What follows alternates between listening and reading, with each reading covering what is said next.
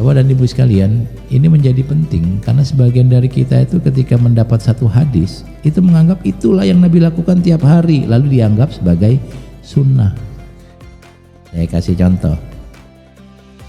Ada sebuah hadis yang menyatakan misalnya ya, Nabi sholat Jumat membaca abasa abasa, sabbihisma rabbikal a'la.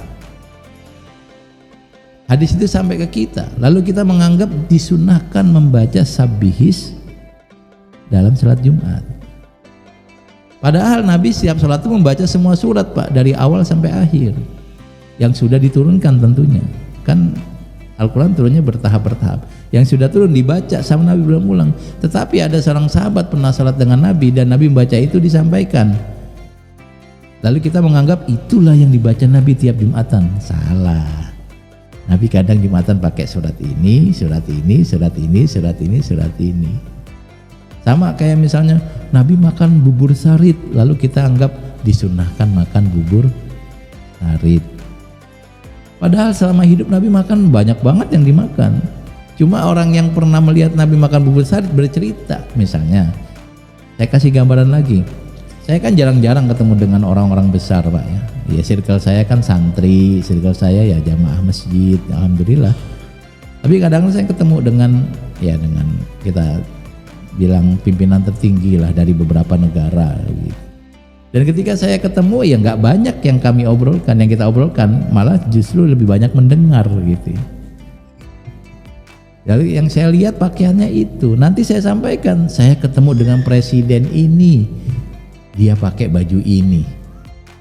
Nah orang yang mendengar itu menyangka bahwa tiap hari presiden pakai baju itu, padahal baju itu dipakai oleh presiden itu saat bertemu saya, dan saya menyampaikan saat saya bertemu. Sementara saya ketemu cuma sekali atau dua kali, sisanya saya nggak ketemu. Nah kadang-kadang seperti itu. Ini supaya gambaran kita terhadap hadis itu lebih enak, karena tiap kali baca hadis selalu dihukumi sunnah. Nah itu padahal definisi sunnah itu bukan sekedar yang Nabi lakukan, tapi ini definisi fungsional Pak ya. Tapi sesuatu yang Nabi lakukan berulang-ulang sehingga kita bisa sebut ini tradisinya Nabi. Jadi kalau ditanya apa yang dibaca Nabi saat sholat, kan Nabi ada hadis Nabi pernah sholat id membaca surat Qaf gitu. Lalu kita menyangka tiap kali sholat id Nabi membaca surat Qaf. Salah.